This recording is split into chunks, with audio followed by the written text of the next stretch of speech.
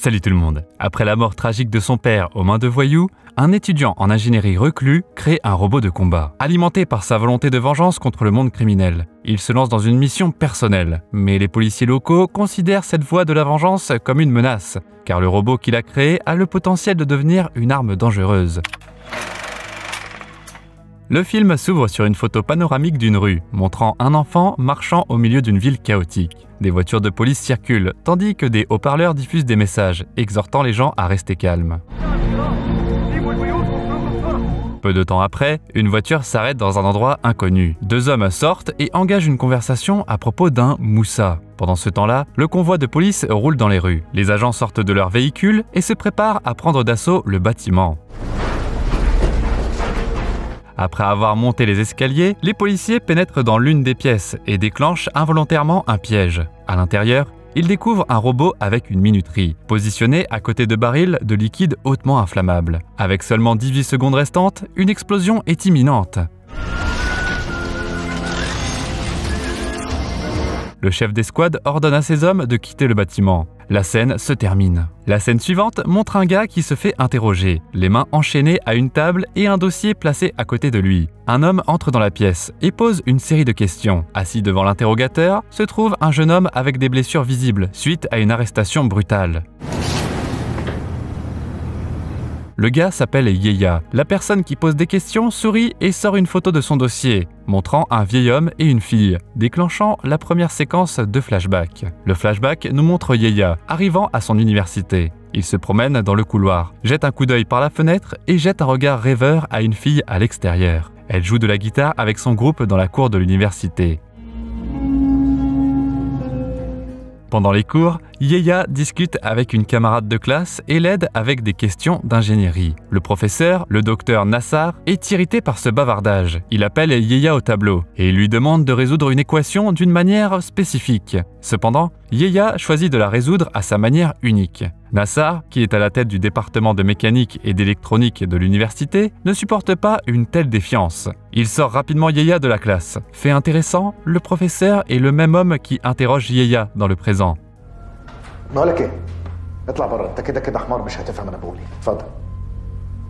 Frustré, Yeya sort dans le couloir et rentre involontairement dans un autre gars. L'impact fait tomber Yeya au sol, et le gars qui l'a croisé veut se venger de Yeya. La fille, que Yeya regardait plus tôt, intervient pour le défendre. Mais finalement, la situation est désamorcée par sa camarade de classe.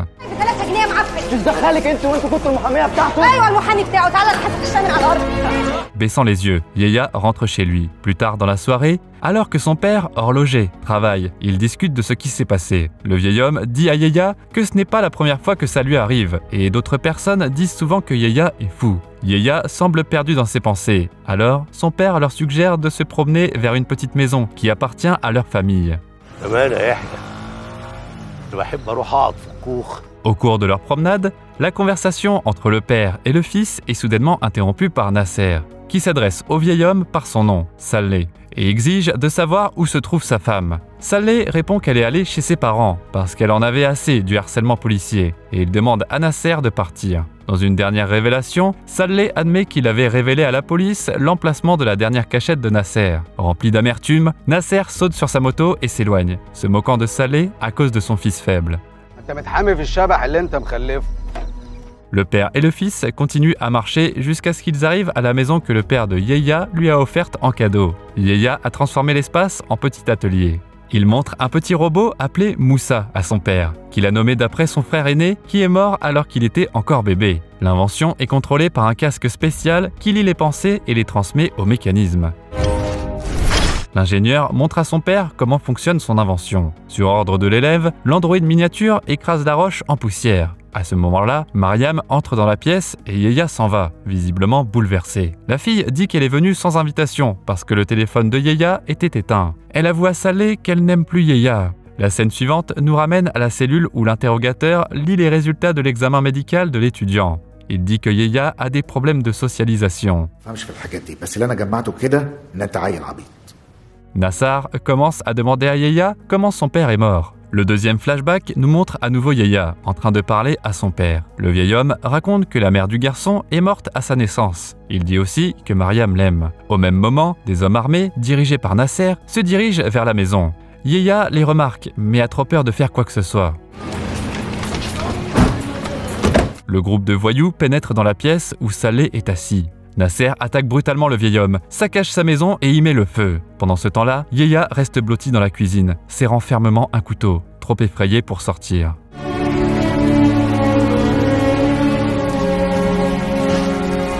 Le lendemain matin, les pompiers ont réussi à éteindre le feu dans la maison, tandis que les médecins portent le corps sans vie de Saleh à l'extérieur.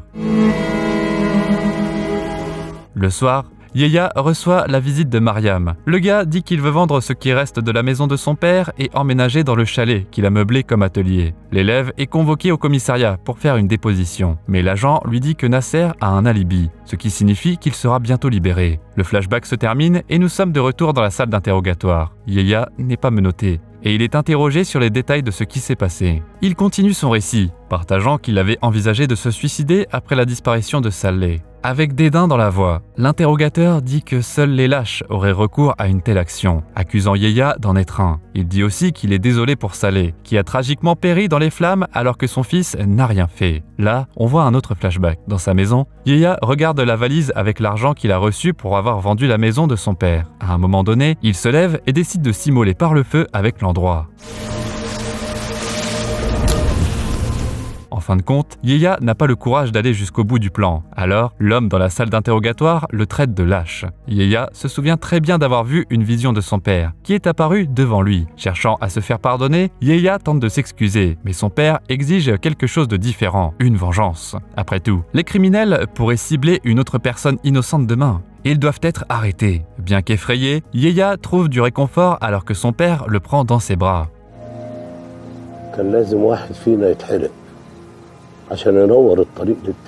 Le père demande à son fils de faire du thé et il propose de discuter de ce qui doit être fait ensuite. Alors que Yahya se détourne, la vision de Saleh disparaît et laisse Yahya dans une pièce vide. Il pense que le vieil homme est sorti par la porte, mais la serrure est bloquée. Pour sortir, Yahya utilise son robot miniature. Il sort ensuite sur le porche, mais quand il se retourne, il voit son invention. Yahya réalise alors ce qui doit être fait et il descend au sous-sol où se trouve la partie principale de son atelier. Là, il commence à assembler quelque chose. Yahya continue de témoigner, mais il passe le plus clair de son temps au sous-sol. Après un certain temps, Yahya parvient à construire une réplique grandeur nature du robot miniature, maintenant plus grand que n'importe quel humain. L'étudiant charge son nouveau copain sur un chariot, puis se rend au commissariat. Là, il rencontre Nasser, qui lui propose de se réconcilier et d'oublier leur conflit. Finalement, le criminel responsable de la mort de son père est libéré, et Yahya lui-même quitte le poste de police. Nasser se dirige vers un bâtiment abandonné où attendent ses complices. De manière inattendue, Yahya se présente là aussi. Après avoir entendu une blague blessante sur son père, Yahya disparaît par une porte, incitant le chef à envoyer ses sbires à sa poursuite.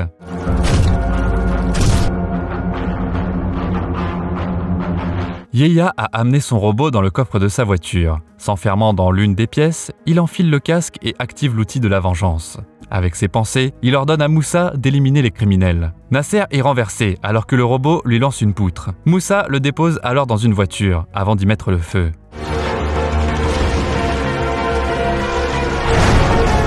Le conducteur d'une voiture qui passe est accidentellement témoin de tout. Cependant, Yahya ne lui fait pas de mal et il guide rapidement le robot loin de sa ligne de mire, disparaissant dans la fumée et les flammes. Néanmoins, l'homme parvient à filmer Moussa sur son téléphone. Dans la scène suivante, on voit le témoin qui a filmé l'incident de la voiture en feu. Il montre la vidéo à ses amis, suscitant une discussion sur l'origine du robot. Avec le temps, la vidéo devient virale.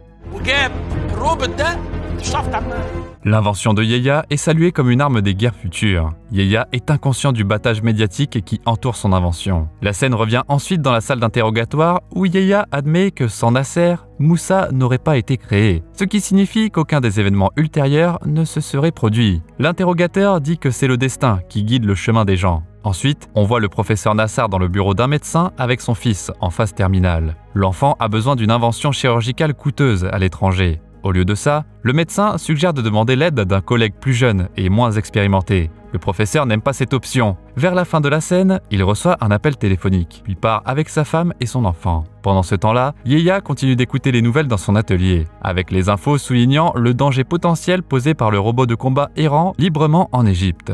Soudainement, l'équipement autour du robot commence à agir bizarrement, et l'imprimante imprime quelque chose. Le professeur est convoqué pour une réunion de police où tout le monde se réunit pour regarder la vidéo mettant en vedette le robot. Les autorités sont convaincues que l'invention doit être neutralisée rapidement. Le lieutenant-colonel Zakaria et le professeur Nassar sont chargés de prendre en charge l'affaire. Nassar est autorisé à interroger le coupable une fois qu'il est appréhendé. Pendant ce temps-là, des représentants de la Ashkar Corporation travaillent également à déterminer la nature de l'armement avancé dans la vidéo virale. Leur objectif est de tout savoir sur le robot avant que la police ne le fasse. Alors que les agents de la loi essaient de comprendre ce à quoi ils sont confrontés, le contact mystérieux de Yeya lui envoie un message étrange. « Je suis sûr que tu me connais, tout comme je sais que tu as créé Moussa. Leur malchance a fait que vos chemins se sont croisés. Moussa est sorti des flammes qui ont brûlé ton père. Mais si ça brûle encore, dis-le-moi, ton vieil ami. » Dans la scène suivante, Nassar et Zakaria arrivent à l'endroit où Nasser a été brûlé vif dans une voiture. Là, le professeur examine méticuleusement l'environnement, formulant des conclusions initiales concernant la composition et l'armement de Moussa. Les policiers sont d'abord sceptiques, mais ils acceptent finalement les informations fournies. L'un des enseignants présents au comité secret sur Moussa se trouve être le père de Mariam, et il occupe également un poste de haut rang à la Ashkar Corporation. Après son retour à la maison, il fait face au ressentiment de sa fille, alors qu'il l'a laissée brusquement au milieu d'un film pour discuter de la situation du robot avec ses collègues. De retour dans l'atelier, Yeya et son ami Rieka discutent des infos autour d'une tasse de thé.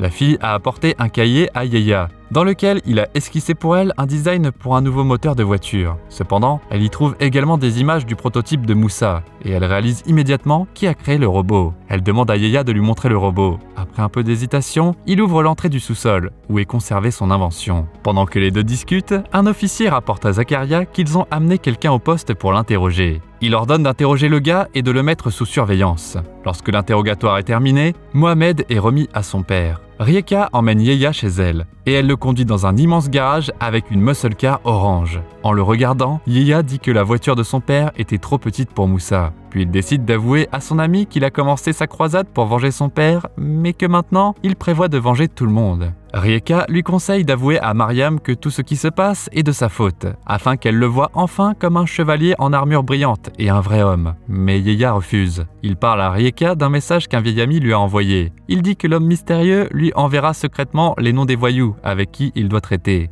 Il a obtenu une liste impressionnante de trafiquants d'armes, de trafiquants de substances illicites et de kidnappeurs d'enfants. Les deux commencent leur quête de justice. Leur première cible est un bâtiment avec des gardes armés, où les criminels gardent les enfants qu'ils ont enlevés. Le robot a maîtrisé l'habilité de se plier dans une forme compacte pour se cacher à l'intérieur de la voiture de Rieka. Moussa lance une voiture, la fracassant à travers le mur. Il s'occupe des criminels pendant que Yeya et Rieka restent à proximité, dans leur voiture. Moussa, endommagé lors de la fusillade, est sur le point d'être achevé par un voyou avec un lance-roquette. Pourtant, le robot ingénieux défie les probabilités et lance une contre-attaque contre les tireurs restants. Il laisse sortir les enfants et poursuit le chef de gang sur le toit. Moussa pousse le méchant vers le bas, mais dans un dernier acte de défi, le chef de gang tire la goupille sur une grenade. Le robot survit à l'explosion et laisse tout le monde sortir. Yeya et Rieka montent dans la voiture, prennent Moussa et partent. Après ça, on voit à nouveau le poste de police et l'expert engagé par la police. Il demande un dossier et tous les détails sur le robot à Zakaria. Pendant ce temps-là, la police arrive sur les lieux de l'affrontement de Moussa avec les criminels. Il s'avère que le robot a tué environ 20 criminels armés. Selon la presse, il ne s'agissait pas d'une simple confrontation, mais plutôt d'un combat pour la justice. Nassar arrive là-bas aussi, et par terre, il trouve un certain détail qui suscite son intérêt. Le professeur conclut que le robot est transporté dans une voiture spéciale et qu'il est contrôlé à distance. Les autorités demandent des images de surveillance. À la fin de la scène, l'homme retrouve les enfants libérés par Yeya. Dans l'atelier, Yeya et son ami s'occupent de la voiture et de Moussa, s'assurant que tout est en ordre. Rieka montre de l'intérêt pour le fonctionnement du robot, ce qui incite Yeya à lui apprendre comment exploiter son invention. À leur grande joie, Rieka réussit sa première tentative, faisant danser le robot avec élégance. La police poursuit ses recherches et Moussa continue de protéger les habitants de la ville. La scène suivante se déroule chez Nassar. Dans sa chambre, il écoute ses enregistrements vocaux et il complète le portrait de Moussa avec de nouveaux détails. Il assemble également un dispositif mystérieux. Le robot, quant à lui, sauve tout un bus scolaire. Les gens dans la rue voient l'androïde comme un nouveau super-héros et ils accrochent des photos de lui sur les murs. Le long flashback se termine et on est de retour dans la salle d'interrogatoire où Nassar continue d'interroger Yehia, le nargue avec colère et même le menace. Finalement, le professeur pousse Yehia au sol et l'étudiant s'évanouit. Le flashback continue. Rieka et Mariam viennent voir Yehia. Ils révèlent le robot à sa bien-aimée, mais il se heurte à un manque de compréhension. Au lieu de ça, elle condamne ses actions et dit qu'elle a peur pour sa sécurité. Mariam décide qu'elle ne peut pas rester et elle dit que Yehia doit revenir à la raison. En partant, elle lui parle qu'il peut être un héros même sans Moussa. Les larmes aux yeux, Yehia regarde silencieusement alors qu'elle s'en va, réalisant qu'il ne peut pas arrêter sa quête de justice. Au poste de police, les agents recueillent des données dans les tours téléphoniques et examinent les rapports concernant le meurtre de Saleh. Lorsqu'ils commencent à voir un lien entre ces incidents, ils spéculent sur ce qu'ils doivent faire lorsqu'ils trouvent le robot. Le professeur exprime sa volonté de prendre l'inventeur de Moussa et de démanteler le robot. Dans l'une des vidéos, Nassar remarque le véhicule de Saleh et il suggère qu'il pourrait potentiellement servir de cachette au robot. Il demande le numéro de la plaque d'immatriculation pour une enquête plus approfondie. À l'intérieur de l'atelier, Yehia est toujours contrariée par l'interaction avec Mariam, mais Rieka est là pour le réconforter. Elle suggère de cacher le robot parce qu'elle ne fait pas confiance à Mariam. La fille pense qu'elle pourrait faire quelque chose de stupide. En même temps, Nassar se rend compte que la voiture appartenait à Saleh. Soudainement, une voiture s'arrête à l'atelier de Yehia et des hommes armés en sortent. Ils veulent défoncer la porte. Yehia lui-même retourne chez lui, d'où il est emmené pour être interrogé. Yehia dit que sa maison a été fouillée et que rien n'a été trouvé. Il ne comprend pas pourquoi on l'a emmené. Zakaria n'écoute pas l'inventeur et ne fait que l'insulter et lui demande combien de complices il a. Il demande où se trouve Moussa, mais à ce moment-là, l'avocat entre et emmène Yehia. Nassar est furieux que le suspect soit escorté, mais l'homme à côté de lui répond en disant que la police n'a rien sur lui. Il révèle que leur équipe a secrètement mis sur écoute la maison de Yehia. Le professeur conduit l'homme dans une pièce séparée, où il révèle que son père était un agent des forces de l'ordre et qu'il avait autrefois souhaité poursuivre la même carrière. Nassar pense qu'il y a un mouchard au sein du département, qui fuit des informations sur les opérations de police, et il dit que ça pourrait être Zakaria. À l'atelier, Rieka dit à Yehia que la police l'a appelé. Le gars répond que c'était un malentendu, qui a déjà été résolu. Il tente de déterminer qui est à blâmer pour les informations divulguées. Et il soupçonne Mariam d'avoir quelque chose à voir avec ça. La scène suivante nous montre Youssef, le fils malade de Nassar. Son état s'aggrave de jour en jour. Les médecins continuent d'exhorter le professeur à accepter une chirurgie expérimentale pratiquée par un jeune médecin, mais il ne veut prendre aucun risque. Alors que le médecin s'en va, Youssef dit à son père qu'il n'a pas peur parce que Moussa va le sauver. Nassar quitte la pièce, abasourdi, et il va voir Samir, le directeur d'Ashkar Corporation et le père de Mariam. Il demande au vieil homme de l'aider à attraper le robot. En retour, il promet de remettre Moussa à sa société pour la recherche, mais pas gratuitement. Au cours de la conversation, il est révélé que le professeur a perdu son père lorsqu'il a participé à une opération antiterroriste dans le nord de l'Égypte. Nassar révèle également qu'il a perdu son fils aîné à cause d'une maladie et que maintenant, son deuxième enfant meurt de la même cause. Le professeur a besoin d'argent pour payer une intervention chirurgicale coûteuse qui peut sauver la vie de Youssef avec un risque minimal et sans aucune procédure expérimentale. Les deux hommes se serrent la main. Nassar propose un plan. Des personnes qui se font passer pour des touristes doivent monter à bord d'un train. Entre les deux villes, ils doivent détourner le train en utilisant des armes.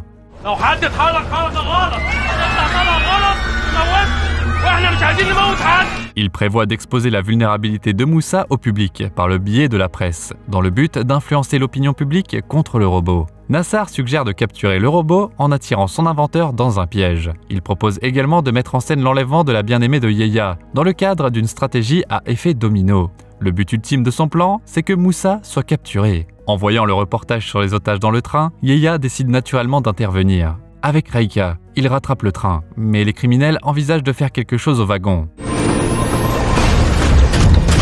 Avec Yeya et Rieka, des voitures de police suivent le train et un hélicoptère vole au-dessus. Malgré la poursuite intense, Moussa parvient à entrer dans le train par le toit. Une fois à l'intérieur du wagon, l'un des criminels active l'appareil de Nassar, faisant perdre de la puissance à Moussa. Les criminels tentent ensuite de scier le robot immobilisé à l'aide d'une tronçonneuse, mais un passager leur arrache inopinément l'outil des mains. Les méchants font un effort désespéré pour détacher la voiture du train. Ils réussissent presque lorsque Moussa revient à la vie, neutralise rapidement tous les voyous et relie les wagons de train à l'aide de son corps. Moussa agit comme un pont, permettant aux gens de traverser en toute sécurité vers la section sûre du train. Mais ça ne se termine pas sans conséquences pour Moussa. Il perd ses bras et s'écrase au sol à toute vitesse. La section vide du train déraille immédiatement. À travers les yeux du robot, Yeya regarde l'autre section s'éloigner en toute sécurité. Les gens sont hors de danger. De retour dans l'atelier, Rieka et Yeya remarquent un CD collé au mur. Lorsqu'ils jouent l'enregistrement, ils sont témoins d'une scène alarmante où Mariam est prise en otage. Les ravisseurs exigent de rendre Moussa. Les criminels disent que Yeya sait où les trouver, alors que Rieka soupçonne que c'est un piège. La détermination de Yeya l'oblige à agir. Les deux vont voir Samir, le père de Mariam, pour savoir ce qui s'est passé. Yeya demande qui est l'homme qui a imaginé un plan pour capturer Moussa. Dans la scène suivante, on se retrouve dans la salle d'interrogatoire, où Yeya prétend avec confiance connaître le cerveau derrière tout. Nassar répond en déclarant qu'ils ont tous les atouts en main, et il aide Yeya à se relever du sol, le ramenant à sa chaise. Ensuite, on se retrouve dans l'atelier de Yeya, où Rieka envoie le nom du professeur à son assistant mystérieux. Yeya veut aller voir Nassar tout seul, sans Moussa. Il croit que la destruction du robot sauvera Mariam, et puisque le professeur a besoin de toutes les informations sur le robot, il ne tuera pas l'inventeur tant qu'il ne saura pas comment il fonctionne. Yeya dit également à Rieka qu'elle peut compter sur son informateur. À ce stade, l'ordinateur reçoit des données sur la localisation de Nassar. Yeya a une dernière conversation avec Moussa.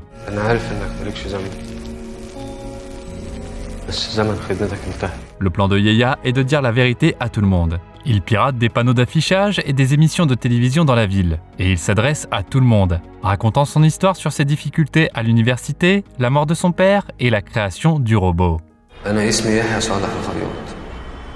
Il se blâme pour tout ce qui s'est passé, et il dit qu'il doit répondre de tout ce qu'il a fait. À la fin, il donne l'adresse où Moussa est gardé, le même bâtiment piégé qu'on a vu au début. Une agitation commence dans la ville. Les flics entrent dans le bâtiment avec le robot, et Yeya se rend aux autorités. L'équipe parvient à s'échapper juste avant la détonation. Dans la salle d'interrogatoire, Nassar reçoit un rapport sur ce qui s'est passé. Moussa a été détruit. Yeya dit qu'il est prêt à montrer les plans du robot, qu'il est le seul à connaître, en échange de Mariam. Nassar le menace et répond que la petite amie de Yeya restera au poste de police jusqu'à ce qu'il donne les informations nécessaires. Yeya souligne que Samir ne le laissera pas comme ça. Nassar ordonne de laisser partir Mariam, mais de garder un œil sur elle pour le moment. La fille monte dans la voiture de Rieka et s'éloigne après avoir parlé à Yeya au téléphone. Elle dit à Yeya qu'elle ne l'a pas trahi. Yeya commence à dessiner des plans directement sur le mur de la salle d'interrogatoire, lorsque des voitures et une moto émettent une épaisse fumée, s'arrêtant au commissariat. Derrière le volant du camion se trouve l'ami mystérieux de l'inventeur, avec son équipe à l'arrière du camion. En inhalant la fumée, les policiers commencent à s'évanouir, mais Yeya réagit rapidement en tirant sa chemise sur son nez et en dissimulant l'antidote dans sa chaussure. Nassar menace de tuer Yeya, mais tout à coup, le bâtiment plonge dans l'obscurité. Le professeur ne comprend pas ce qu'il se passe et quitte rapidement la pièce. Bientôt après, l'équipe de l'informateur rentre avec des masques à gaz et informe Yeya que le bâtiment va exploser dans 10 minutes. Pendant qu'il retourne au camion, Yeya efface son dessin incomplet et veut partir. Quand il entend soudainement les hommes de Nasser dans le couloir et comprend qu'il ne peut pas les contourner. Il contacte Rieka et lui demande d'emmener Mariam. Les deux filles partent au moment où le bâtiment explose. L'équipe de Yeya quitte également les lieux et il semble que Yeya lui-même succombe au feu. Près de la maison, Rieka tend une lettre de Yeya à Mariam. Il exprime sa joie de savoir Mariam en sécurité et il reconnaît que ça n'aurait pas été possible sans Rieka. Yeya mentionne qu'il est devenu un héros sans même l'aide de Moussa, comme Mariam le lui avait demandé. Il exhorte Mariam à prendre soin d'elle-même et il dit qu'il est maintenant dans un meilleur endroit. Pendant ce temps-là, Nassar tente de s'échapper à l'aéroport avec son fils, mais il est intercepté par Zakaria. Juste avant d'être appréhendé, le professeur donne son accord au nouveau médecin de Youssef. Dans l'épilogue, l'informateur localise Yeya au milieu de l'épave et le sauve, le plaçant sur un chariot semblable à ce que l'inventeur avait fait au robot. L'informateur emmène Yeya en lieu sûr. Yeya ouvre les yeux. Selon la presse locale, ce film égyptien a été parmi les premiers dans le monde arabe à présenter une technologie de pointe. Sa sortie a coïncidé avec un moment historique où de nombreux pays du Moyen-Orient ont décidé d'augmenter leur investissement dans les technologies de pointe. Les exemples incluent la stratégie d'intelligence artificielle des Émirats arabes unis et la mise en place de la nouvelle plateforme nationale d'IA de l'Égypte. Un aspect intrigant du film est le rôle paradoxal joué par le robot Moussa, car il devient l'une des rares influences de la vie de Yehia, qui l'aide à adopter des valeurs humaines. Ça soulève une question qui suscite la réflexion. Les nouvelles technologies peuvent-elles nous rendre plus humains? Comme toujours, tu peux trouver le nom du film dans la description. En attendant, tu peux nous dire dans les commentaires si tu penses que le progrès rapprochera les gens ou conduira plutôt à une crise pour l'humanité. N'oublie pas de laisser un like et de t'abonner à la chaîne pour voir encore plus de récapitulatifs de films.